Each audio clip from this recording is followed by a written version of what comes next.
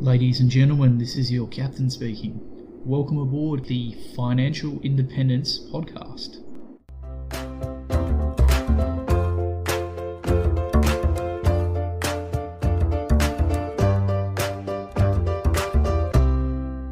G'day, and welcome to another episode of Captain Fi, the Financial Independence Podcast, where I open the cockpit to some of the best and brightest in personal finance, as well as those who have reached or are on their way to financial independence. Before we get started, remember, nothing said here is financial advice, and you should always do your own independent research before making any financial choices.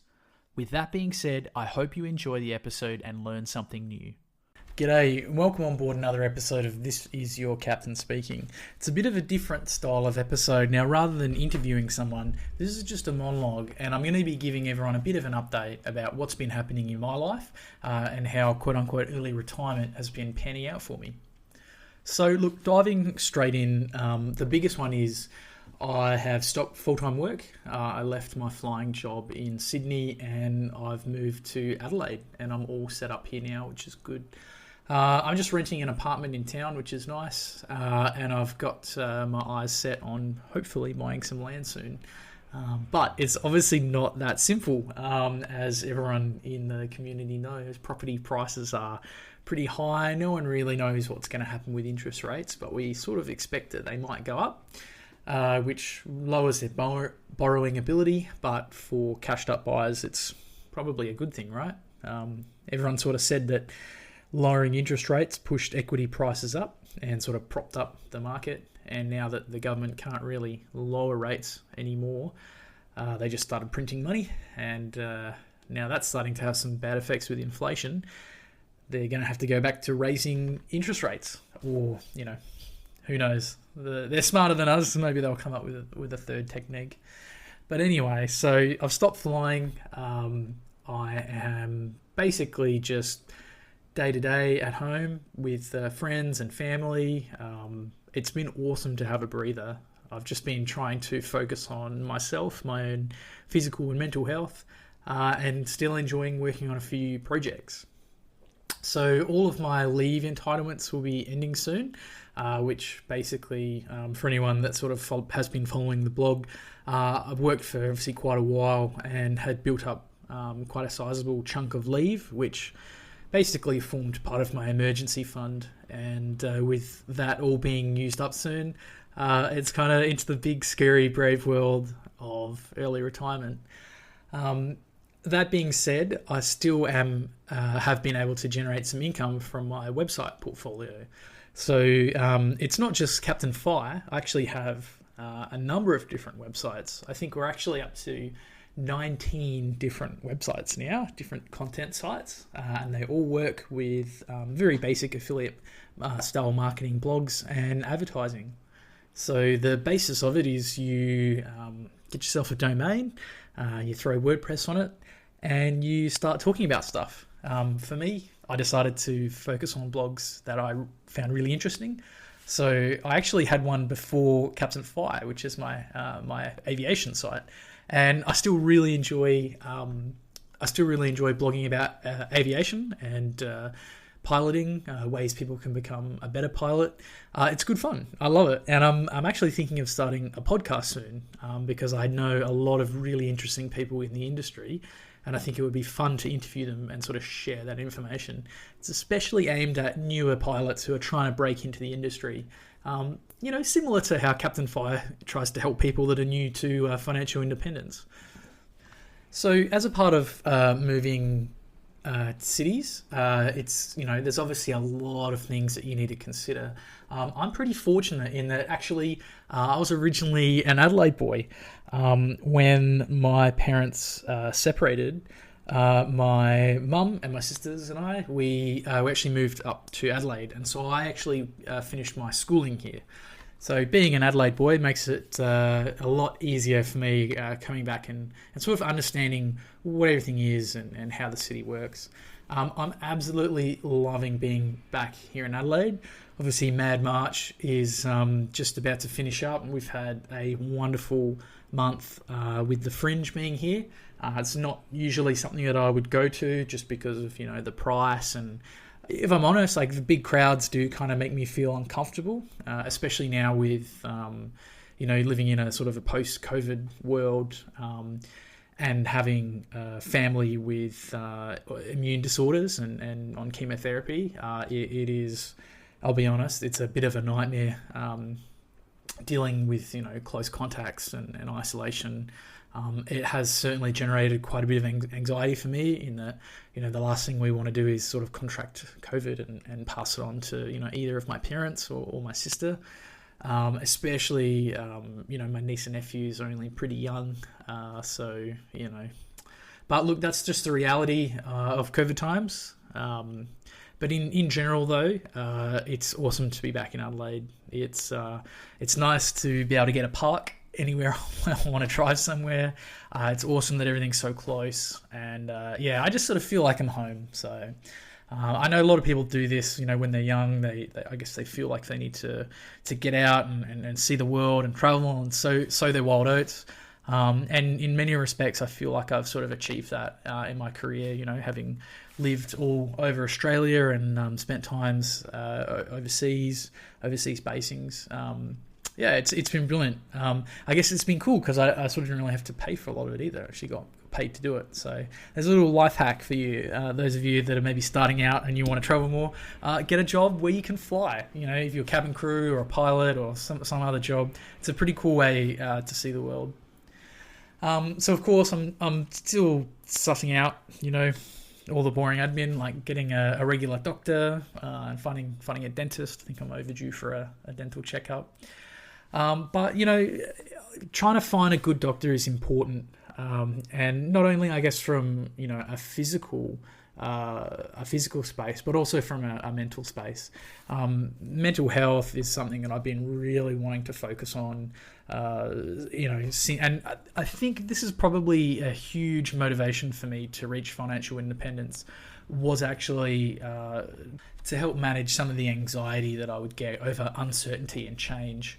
And having that backup of an investment portfolio and passive income, something that you could lean on and rely on to sort of get you through tough times, that was really important for me. And when I have been speaking to counselors and therapists about this, it's something that has sort of become aware that it starts very, very early in life. And as a toddler, my parents separating, whilst I don't have a lot of memories of those very early years, you certainly do experience a lot of that household stress growing up.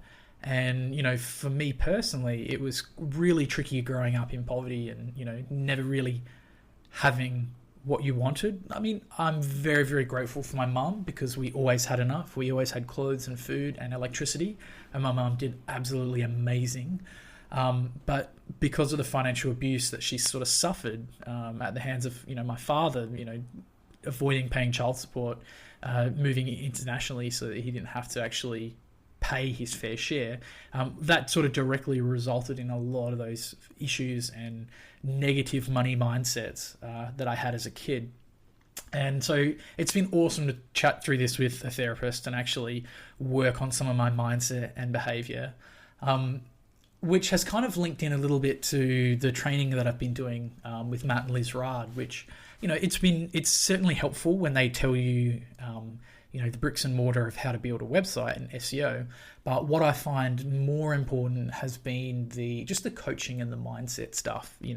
We talk about it in personal finance, you must save, and your savings rate all determines how quickly you can reach financial independence. And, that focuses so much on the savings and investing side of the envelope, when really it's, the income side of the equation is probably way more important. There's a finite amount of money that you can save, but, there's no limit to the amount of income you can generate. And that's a big thing that Matt has been working with me to sort of help me overcome that limiting belief and mindset. So I think it's great. It's worth every dollar I've paid, to be honest.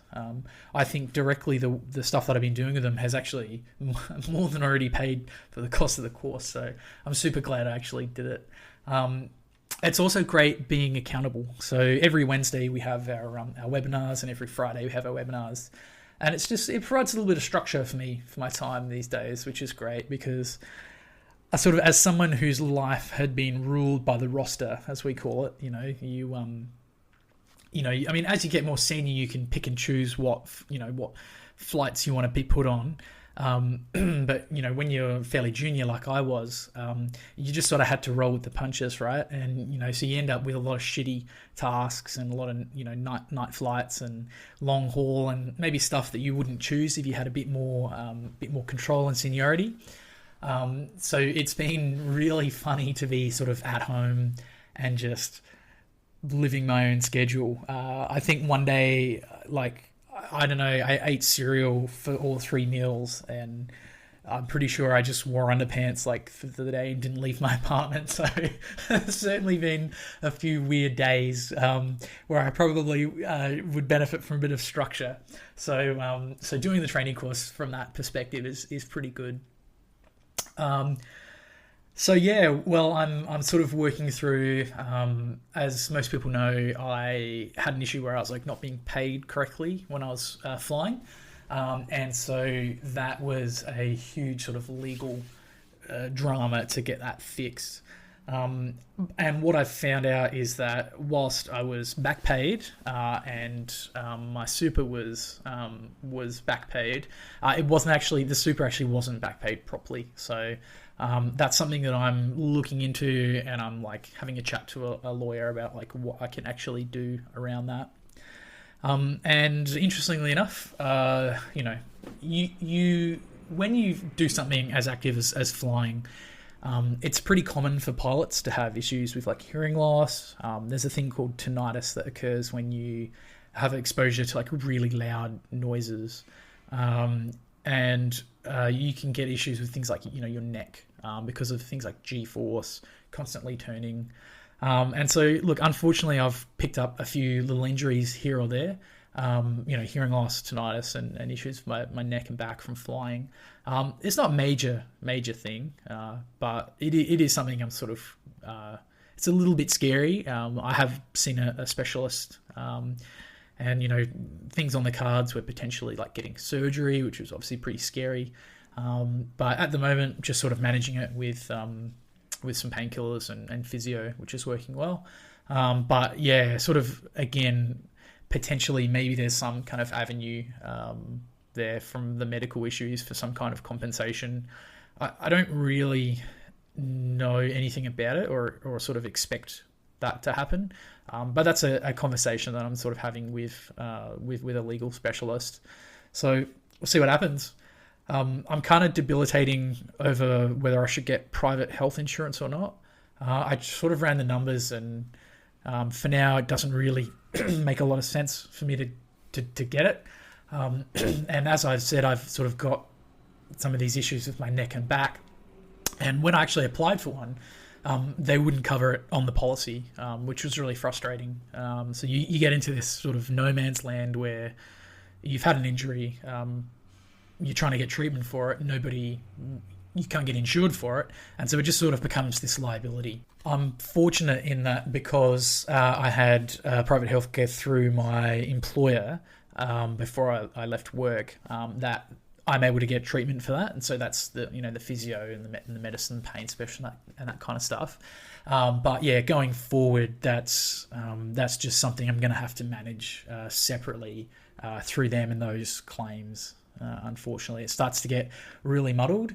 But then the issue is, of course, you want protection from potential new claims. So anyway, I'm going to revisit my my private health insurance versus Medicare article soon, and just have a look at what changes I can make and sort of feedback that I can give from my personal situation.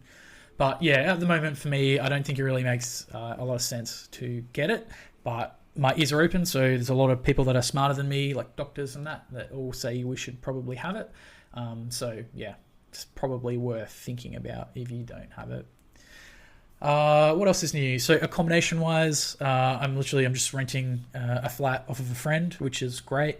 I moved into a different apartment, but I had a whole bunch of issues with the landlord. They just did not want to do maintenance, and it was like the bathrooms got really scungy. Like inside the toilets was all like moldy, and there was like I was calling in plumbers and tradies and Sparky and stuff. Like every week there was a couple, and I just thought like, stuff this. Like I'm wasting so much of my own time project managing getting this apartment up to scratch for a landlord who just couldn't care two hoots about me. So I ended up breaking the lease and going to the tribunal, which was really frustrating. Ended up basically having to, I got totally screwed. I had to pay up my bond, plus they wanted extra rent and stuff. So I was really disappointed. In that, but it actually ended up in a positive because I'm now renting this like beautiful place off of a friend, and it's not that much more expensive. So I'm pretty happy with that. I've got my eyes set on some property. I would love to get a block of land in the hills, but rare as hen's teeth, apparently, according to all the real estate agents. And it's a bit tricky looking to borrow money in my position. So without like a steady paycheck coming in, it makes things very tricky. So I've been building a property in New South Wales. So before I left Sydney, a friend and I started a build together, and we're getting awfully close to completion for that, which is great. So I can't wait to get a tenant in and get some income. And then, I'm talking basically with a mortgage broker about, how we can move forward. Can I get a loan based off business income from the website, based off of share portfolio, and based off rental income from the build? But only time will tell. So it's a little bit of a case of hurry up and wait.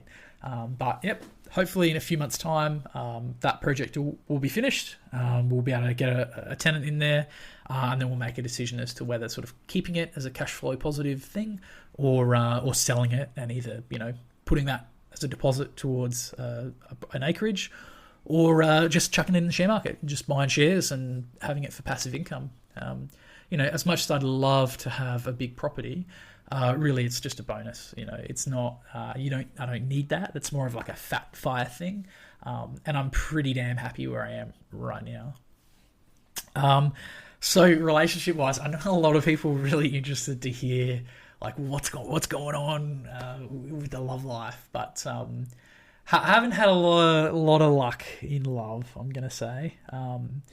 I did meet someone pretty amazing really soon after moving back to Adelaide, but unfortunately things didn't work out, which sort of crushed me for a bit.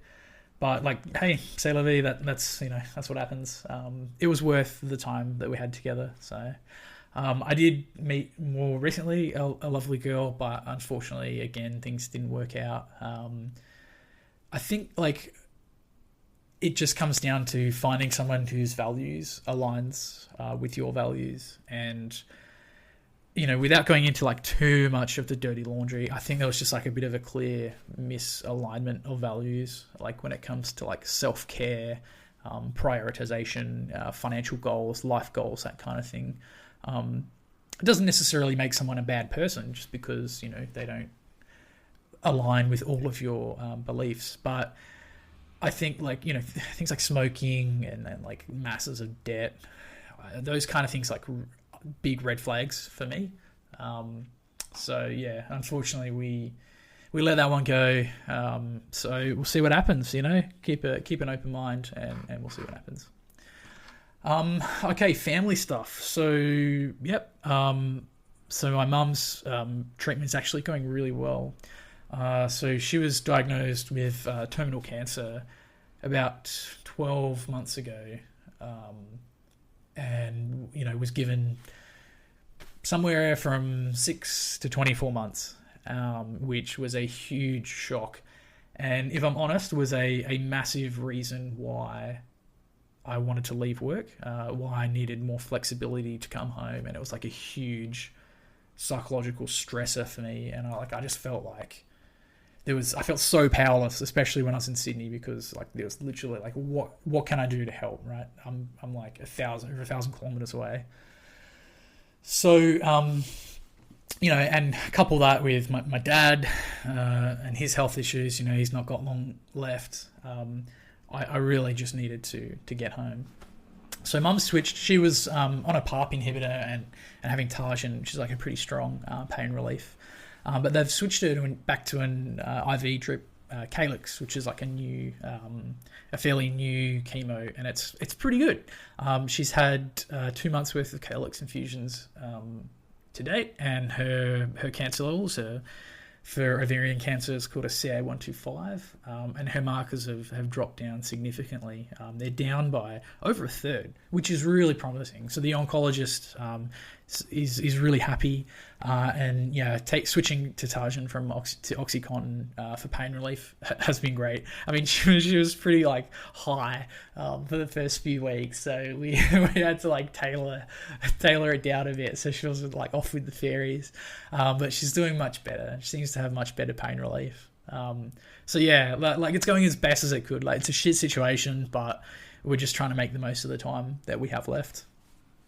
My dad, so he's stabilized, right? So he's actually, we're surprised that he pulled through. Like it's pretty amazing that he's still alive. Unfortunately, he's sort of lost his legs, or he's lost a leg and half his other one. And he's stable, but he's continuing sort of self-destructive behavior. So poor diet, alcohol, smoking, which amputees don't really live that long, and then if you're going to couple it with that kind of behavior, it's not really a good prognosis. So I've found it very sort of difficult dealing with that, and it's kind of weird. It's almost like this role reversal as a parent. Not that I ever had a dad growing up, but yeah, all I can say is it's in new territory, and I don't really know how to act or behave around him. I feel a lot of like frustration and anger towards him, but then I also feel a lot of sympathy because it's your family, right? So that's sort of a bit of a conflict that I'm still managing. But again, I'm glad that I'm here in Adelaide and I can physically do it, get in a car in 10 minutes and see him, rather than being in Sydney and it being much more of a difficult issue. And so in other good news, I'm an uncle again. Really exciting. One of my sisters had her first, which was pretty cool. A little miracle baby, born through IVF. My sister and her wife, they spent years and hundreds of thousands of dollars on IVF and have this little amazing bundle of joy now. And she's just like the coolest little baby. I'm a little bit like wary of like newborns. I'm like not too sure around them, but once they get a bit of, a month or two around them, I'm like all for it. And they start like acting like little people, and the little the hands wrapped around your finger and stuff. Like it's pretty cool. So I'm super happy for her, and my sister-in-law. It's really cool. But yeah, COVID has obviously been like really tricky, to balance with the whole family side. So, because some of my nieces and nephews are like school age, they're close contacts from school. My brother-in-law is a therapist, so his job is like face-to-face counselling, and so he's often exposed.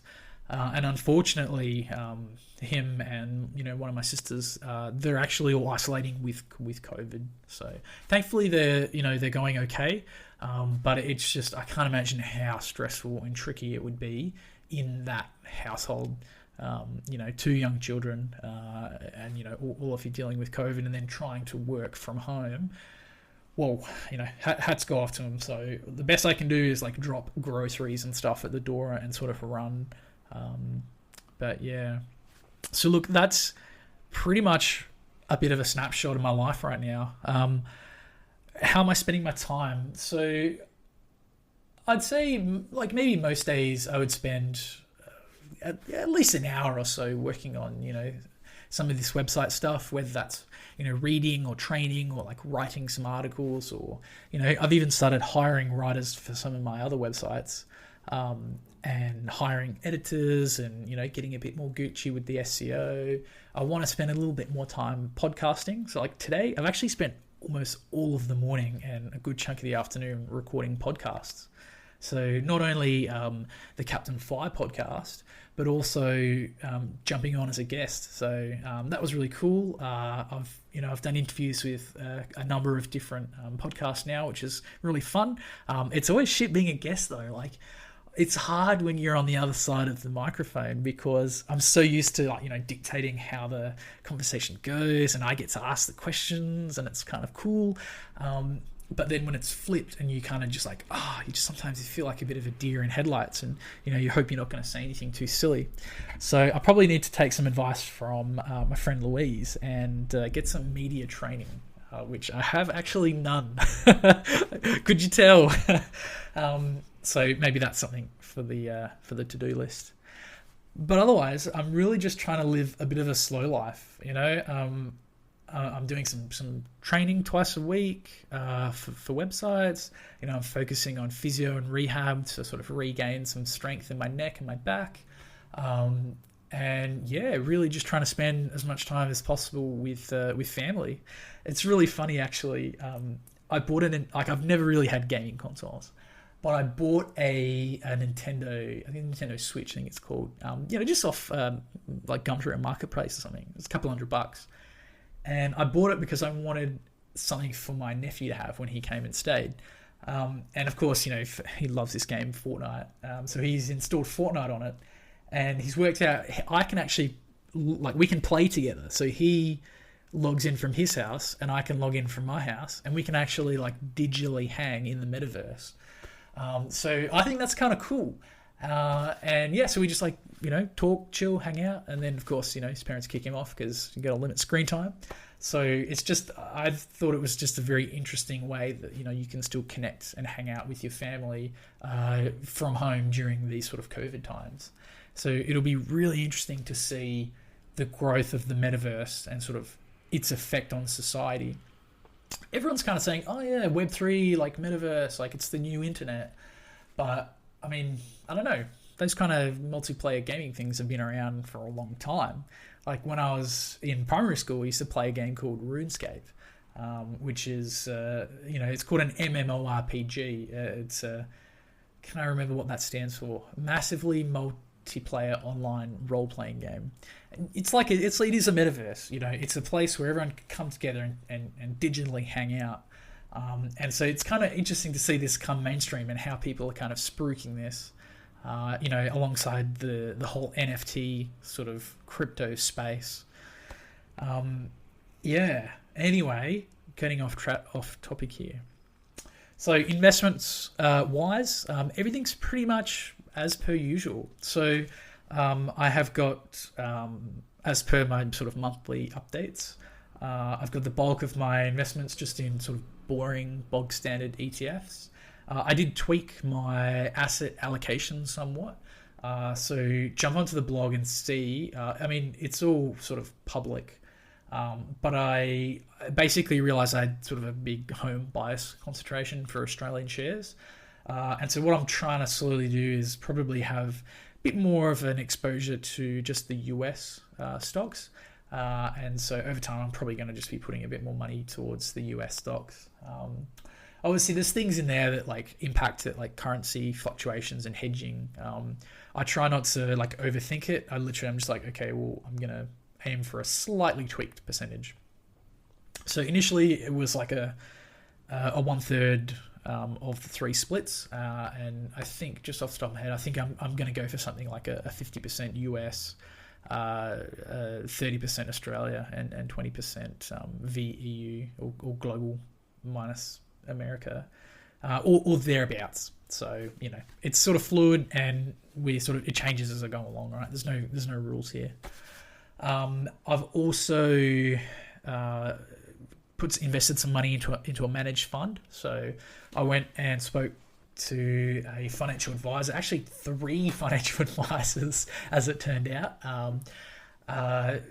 Spoken with one, and then pushed on to 2 within the same company, which has actually been great. It was really reassuring. So I went off and just paid like a one-off fee for service for a statement of advice, which was great.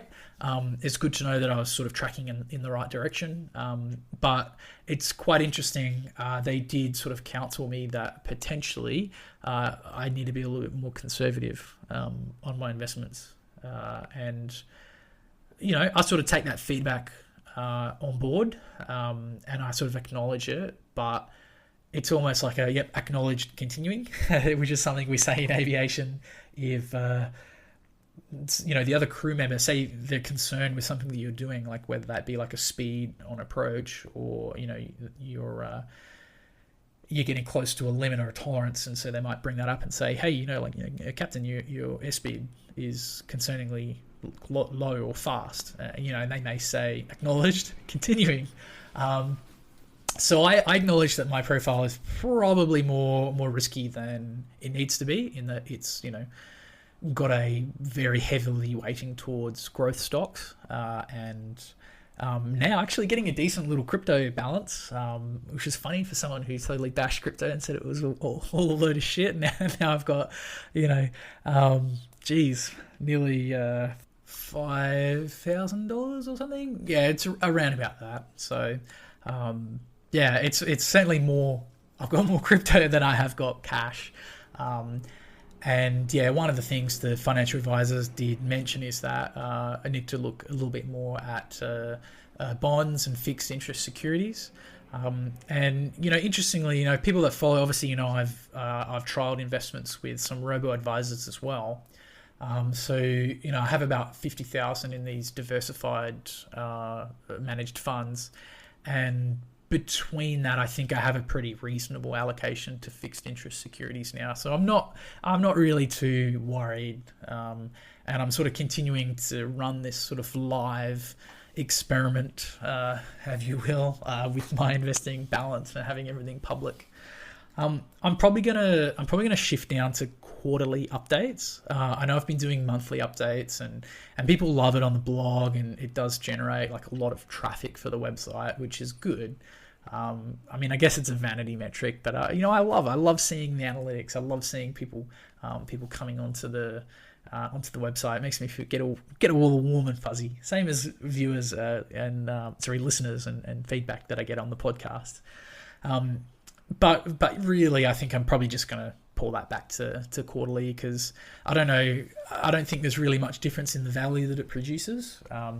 And I think when we talk about investing and like psychology, really, like, you don't need to Hawkeye your shares. Like, that's a good way to get your emotions get the better of you. So it's better off to just like focus on what you can control, which is your lifestyle and how much money you earn, and your work-life balance, and then just let the investments tick off over in the background. So that's what I did. I've got like auto invest ticking over, so any income that I am like generating in terms of like commissions from the blogs, earnings from like AdSense, and earnings from media agencies. So you can get like ad networks on your website. So that's something that I've done. You get paid a little bit more than AdSense. And any earnings from that, plus dividends, plus any like contracting that I'm doing, plus, money that I'd been getting paid out for my leave balance. I've just been letting auto invest take care of that for me. So it'll be interesting. I'm probably going to have to like rethink that soon.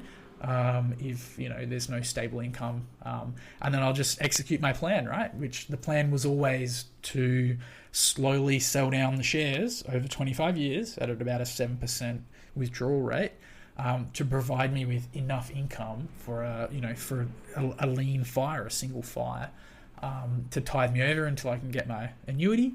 And then from there, access my super, and happy days. We've got the investment property as the backup, and the website's business as the backup. And then, worst case, we live in Australia, so we have the age pension as the ultimate backup. So, yeah, I'm not like super concerned, but it is there in the back of my mind. I often wonder, like, should I have left it longer?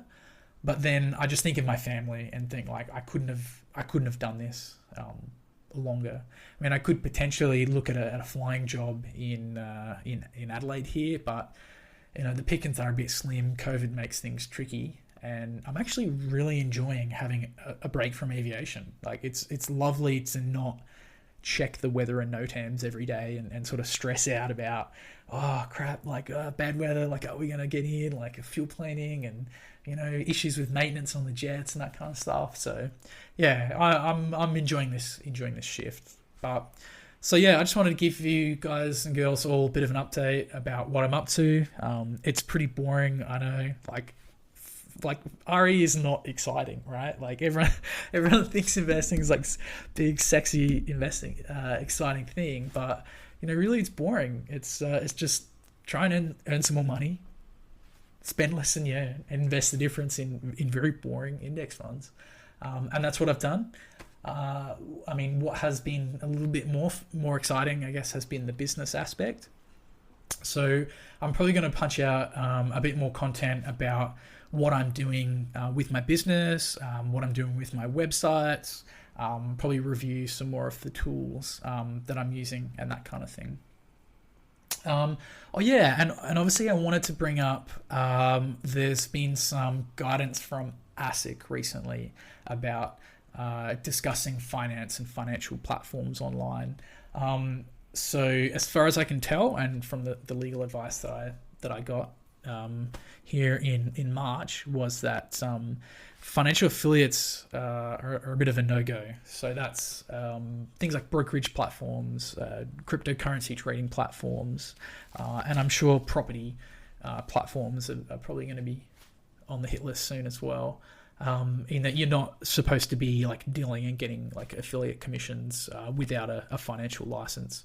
So I, review a lot of the products and things that I use. For example, so I'd had reviews of like Stake, some of the micro investing platforms, and the current investing platform that I've been using, which is Perla. And all of those had been offering affiliate commissions. So if you put an affiliate link on your blog and someone signs up, you get paid a couple of bucks. Some of them were better than others, obviously, and that sort of, I guess it kind of led rise to a bit of a conflict of interest, which I think is what ASIC are really trying to hone in on, right?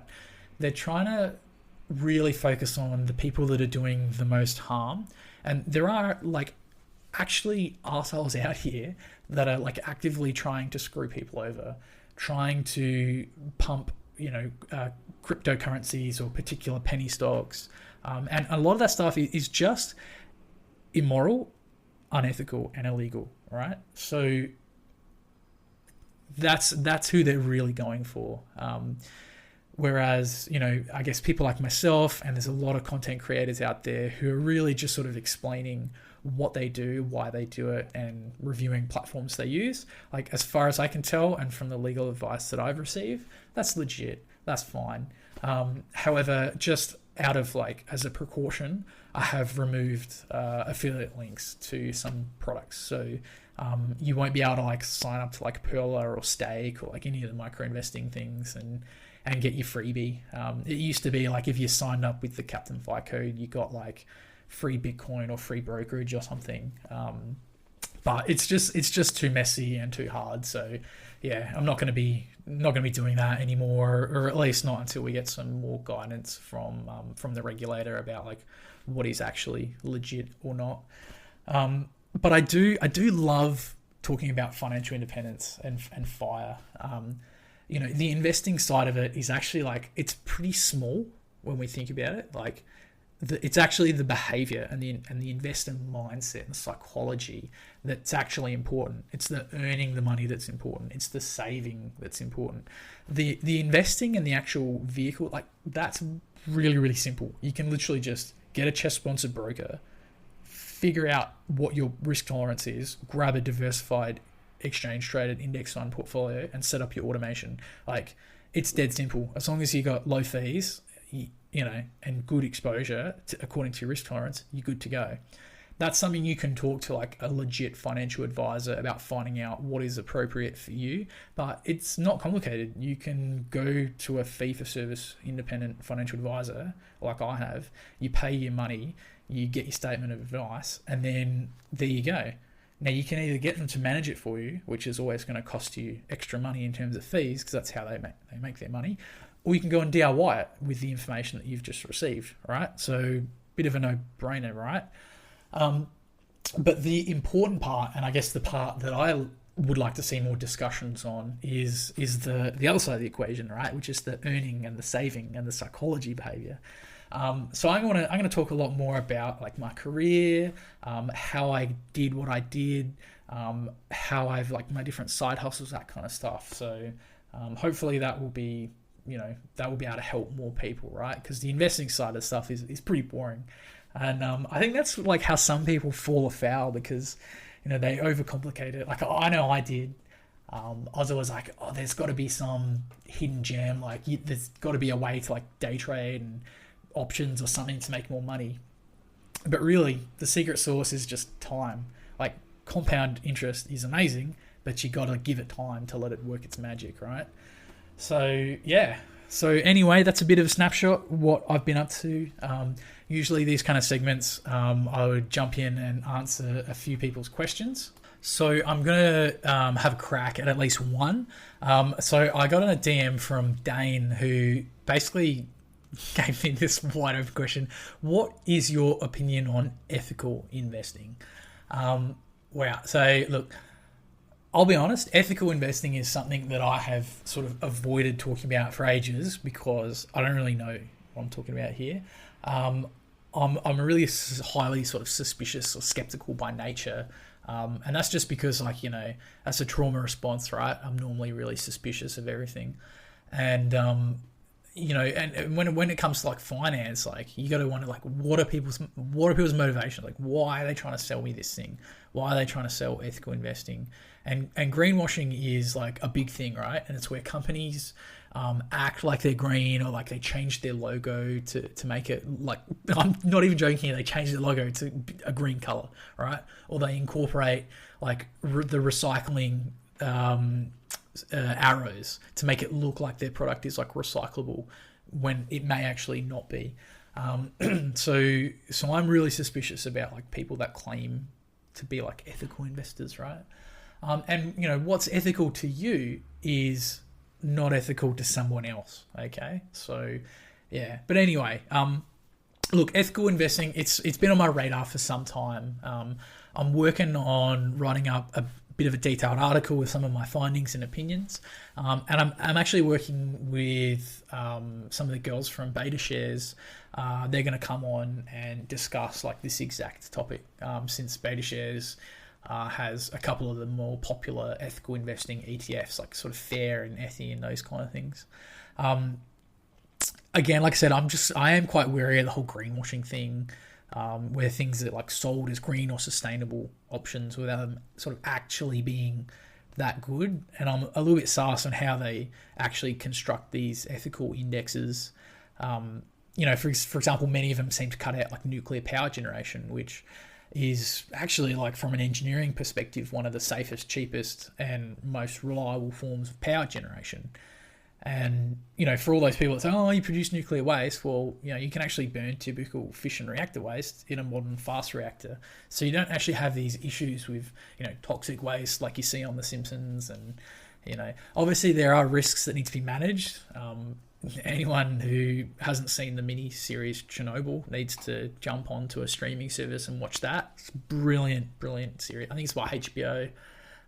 Really, really cool. Talks about the Chernobyl nuclear disaster with the RBMK reactors, and just mismanagement, about how those reactors in the Soviet Union were not appropriately managed or designed. So yes, of course there are risks, but anyway, I'm getting off topic here. But without doing a deep dive, just on face value, I've sort of anecdotally seen that, okay, well, some of the awesome results of many of these ethical funds are due in part to some very high concentrations in the tech sector, like Facebook, those kind of stocks. A lot of companies which are flexible and progressive enough to comply with some of the ethical index employment and management standards, which are important, right? Because it helps drive social change. I think these standards are awesome, by the way. And whether they change the way we invest, I don't know. All right. But personally, I don't want my portfolio overly concentrated on one specific asset class that makes it sort of go against the core principle of diversification and spreading out my risk. I think the best thing you can do is to be an ethical consumer, okay? Mr. Money Moustache has written a brilliant article on how to be an ethical consumer and why that is so much more powerful for the world and, to helping to combat things like climate change. And I'll let you know when I sort of sussed out a bit more about ethical investing and whether I'm going to seriously invest in it or not. I did actually make a small investment in one of these ethical funds through Concept Pocket because I was just sussing out Concept Pocket for my review, and I don't know, that was the market tanked, and tech got hit really hard. So I think I'm still down 20% or something. It did recover. It was down half or something, but it recovered. But it's still obviously down. But I think that's just a perfect example of if you sort of stuff around with your portfolio too much, you can make mistakes by overly complicating things. So by just keeping it simple is often the best strategy, just the KISS principle. So there you go. Way long of an answer, and I probably didn't even answer the question. So sorry, Dane. But there you go. Ethical investing. My jury is still out. Anyway, guys, I'm going to wrap it up there. I hope you enjoyed this update. I hope if this is the kind of stuff you want to hear a little bit more about, my personal life and how I'm dealing with sort of FIRE and early retirement. Let us know. Give us a review and comment on the reviews. That's always the best way to show your support. Or jump onto the blog and you can leave a comment and start a discussion there. As always, if you've got any questions, send them through. I'll chuck it into the database. If it's a question that I haven't gone through before, then I'll bring it up on one of these sessions. All right, take it easy. As always, spend less than you earn and invest the difference. Catch you later. Thanks for listening to another episode of the Financial Independence Podcast. To read the transcripts or check out the show notes, head over to www.captainfi.com for all the details. If you have a question for the captain, make sure to get in touch. You might even make it on the airwaves. You can reach me online through the Captain Fi contact form or get in touch through the socials. I'm active on Facebook and Instagram, as well as a number of online finance and investing forums. And finally, remember, the information presented on the show and the links provided are for general information purposes only. They should not be taken as constituting professional financial advice. You should always do your own research when making any financial decisions and make sure it's appropriate for your personal circumstance.